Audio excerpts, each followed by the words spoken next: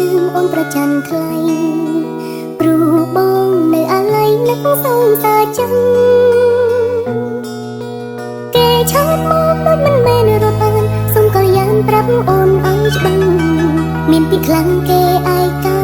ថាចង់ជួបបងពេលអានសារអូនចិត្តប្រច័ណ្ឌមិនប្រកាន់អូនធ្វើមិនបានទេមកនឹងស្រឡាញ់គេប្រាប់មកនួនល្អ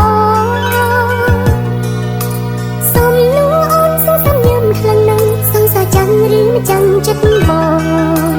ឆាឆ្លើយឆ្លងរូបបេះដូងឲ្យអូនខ្វល់ចង់ដឹងអូនប្រច័ណ្ឌនឹងគេសងសាចាស់មកអូនមានឈាមបេះដូងក៏ជាឈឺក៏ជាខឹងបែកគេហើយមិនដេចធ្វើអញ្ចឹងអូនខឹងគេនេះមែនអ្នកចាំបងឆាត់មកបងមើលហើយលបាត់ចង់បានន័យថាមិនអូនមិនមែនចិត្តព្រះទេឃើញនឹងអងនៅតិចតូនគេទៅអូនប្រច័ណ្ឌ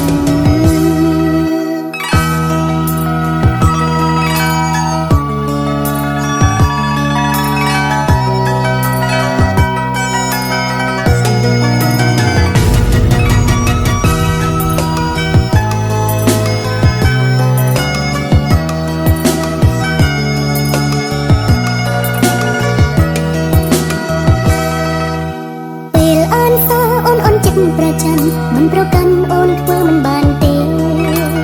កនឹងស្រឡាញ់គេប្រាប់មកនួនល្អ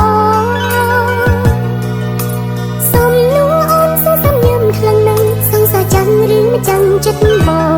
ងឆាឆ្លើយឆ្លងរូបបេះដូងឲ្យអូនខ្វល់ចង់ដឹងអូនប្រច័ណ្ឌនឹង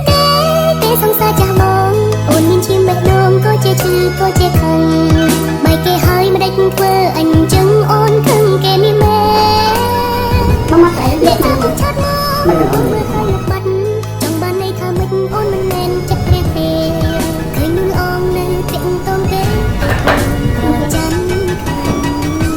អូនប្រច័ណ្ឌនឹង